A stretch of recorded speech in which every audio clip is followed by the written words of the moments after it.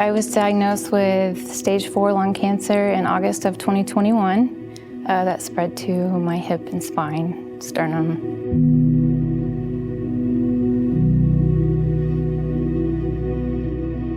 At first, there's a lot of shock. I was scared.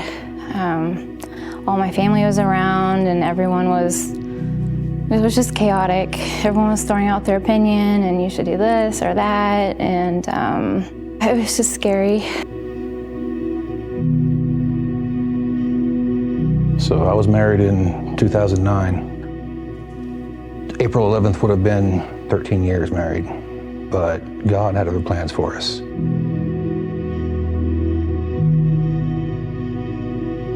I lost her in 2013 after she had a sudden medical illness with the blood clot, and that put my life into turmoil.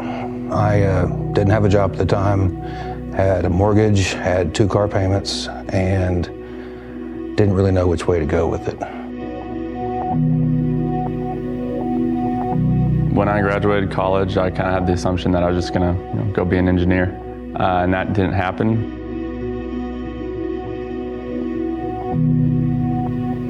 I couldn't find work, so I stayed at my college. I make money doing this job.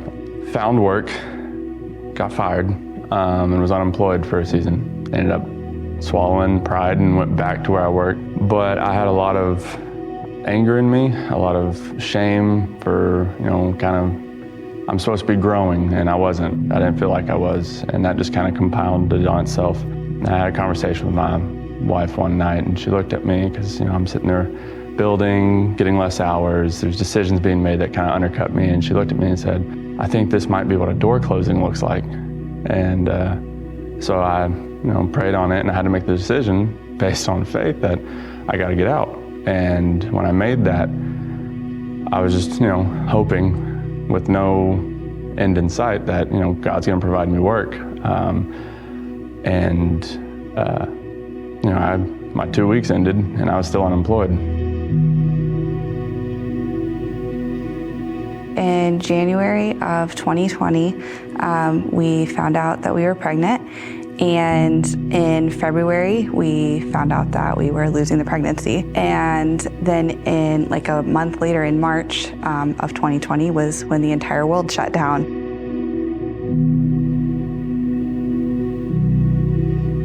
So it was definitely a season of just complete chaos, I feel like, emotionally and in our lives, and I know for the entire world, going through that, but then navigating that grief and loss amid the uncertainty of the entire, 2020 was, it was a lot. It was a lot to navigate. Of course, there was, just the grief. I dealt with a lot of guilt around that, and just feeling like, what could I have done differently? Struggled with feelings of not feeling like enough. I started having some anxiety around that time. I really started walking through the season of really feeling like everything was completely out of my control. Like all of these things that I had, I realized it was just an illusion that I had control of. All of a sudden became very clear that I had zero control over anything. And that became very clear throughout that year. And as we continued trying to grow our family with, little success, and that was just kind of a continual feeling and theme in my life, was this lack of control in every area. I kept questioning it. I kept backtracking, saying I made the wrong decision. I chose the easy way out, because I'm not working as much, or whatever it is, and I felt guilty that I made the wrong decision. I felt ashamed about making it. I just really started identifying with previous issues in my life where I had struggled with self-confidence and stuff, where I just felt like I was becoming a burden again. I was asking God what I had done wrong, where I could have gone in my life differently, or, I was a Christian since I was 6 years old, but I wasn't following God the way I believe I probably should have been. When I went to church the next Sunday, I had some of the people in the congregation ask me, they were so surprised that I was there. And I was kind of taken aback by that, because that's where I needed to be. God was telling me, you need to be in church, you need to be paying attention, you need to be a better Christian. And whenever he took a hold of me, it stuck. I took a look back at my life and I was like, I'm not living the way I should. So I think I asked why one time, and God told me that this has nothing to do with your cancer. It has everything to do with my love for you and me wanting you and wanting you closer and wanting you back. I think I was dead before I drifted away, and I just started trusting God. And so I came here. I didn't have a church home, so I came here and I found a 242 group. And I also started praying for just my relationship with God and for God to change my heart. And I don't even think I ever prayed for like the healing of my body. I was so focused on God. So he is literally taking care of every single details I would never think of. He's given me the right doctors. He's led me here, the perfect 242 group, just everything financially. He's renewing me, changing my heart, giving me so much strength.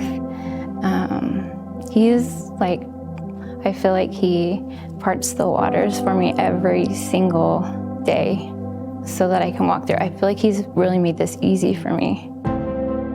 Oh, and he's healing my body too. The cancer is disappearing, and yeah, I believe that I'm gonna get complete healing. God has been speaking to me and saying, in order to get out of this hole that you're in, you need to set goals. You need to follow what I'm telling you. God speaks to us every single day, but if we're not paying attention or if we're not following along with what he says, he will guide us onto the right track. And I made a promise to my wife that whenever she finished her school, I would go back and do my school. And so I graduated from UFAS in 2018 and became a software engineer, and actually have goals in my life and a purpose for waking up now. So he's been really teaching me. One thing is he delivered. I have a job with the city of Fort Smith. Praise God for that. It's an engineering job, which I've been dreaming of since I graduated college, which has been 4 years. But one of the really cool things that happened was in the end of 2018 to 2019, about a year and a half span there, I was working at AOG. And a friend of mine who worked there, I told him, because I wasn't in a great job, but I was working, he told me that, Austin, you should go and look at the story of Joseph. And he said, you need to look at this one specific part where Joseph interprets the dreams of the cupbearer and the baker, and the dreams come true. And he told him, remember me, and it says 2 years went by, and that's the only detail he wanted me to know. My friend, he said, look at that, what happens right there. And again, God blessed me with a wife, someone who will remind me of stuff. And she said, it's been about 2 years now. Call it what it is, but God had a plan, and he had someone speak life over me back when I wasn't anticipating it and at a time that I wasn't paying attention. So God's teaching me a lot. He's really humbling me, because a lot of it's not about me. I wasn't, walking into this situation with peace. It was just, God, I feel like I'm not doing it right. He's like, it's not about you. Like, I'm the one with the plan. You just do what I tell you to do. I feel like the biggest thing that I've seen him working in is really just my relationship with him, how he has shown me over and over and over again, first off, that he is in control, that and that he's faithful, that no matter, whatever circumstances I'm going through, that he is still there, that he is in control, that, even whenever it feels like it's out of my control, that he's the one that is in control and that I can trust him in that process. This last couple of years has been a really big learning how to trust him. It has completely transformed my relationship with him to be not dependent on, it's not dependent on circumstances. It's based on who he is. And it's a really, really cool place to be. It's also given me a lot of gratitude for where I am right now. To be able to look back on the season and then see how He has blessed us and how He's been faithful in so many incredible ways. But then now to be able to celebrate Easter for the first time with our son is really, really amazing. And it's just another way that we've been able to see His faithfulness. And so it has just been a journey of gratitude for every single day that we're alive and continue to draw breath, and then every day that we get with our son is a blessing. I tried to be bearing all the weight on my own. I mentioned it a little bit. I felt like I was becoming a burden, and I was putting everything over on my wife, and God reminded me of His promises. God reminded me of His goodness, and I was trying so hard to do everything so right, and He said, it's not about you. I have it. And that freedom in knowing my God's got me, even in something like a job, He provided, and it relieved me completely. It relieved my wife. Like, we're feeling freedom that I will say for me personally, I've never felt before. So giddy. I'm so excited to be learning and relearning about Him and falling in love with Him and just my life, like where He's taking me. It's exciting.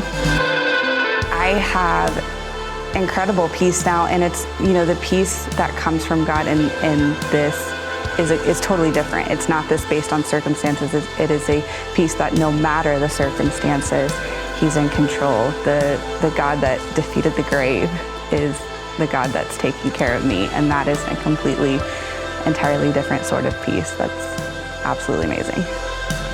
I still miss my wife very deeply, but I have peace in knowing that even though October 13th, 2013 was the worst day of my life, I know that she has peace in heaven, and that gives me peace. Yeah, I've got peace. And it's weird because the peace, comes with that like restfulness, but it came with a new sense of confidence. Like God was like flicking the first domino, and He's like, I'm gonna hit peace, but I'm also gonna like remind you, your confidence should be in me. And with that, I don't have to look at myself and weigh out if I can do it or not. It's God will set me on the path I need to go. I definitely have peace now, 100%. Yes, peace and joy. I don't even know if I could describe it. It's just complete calmness that is indescribable. I hope I never forget this. It's my most favorite season of my entire life.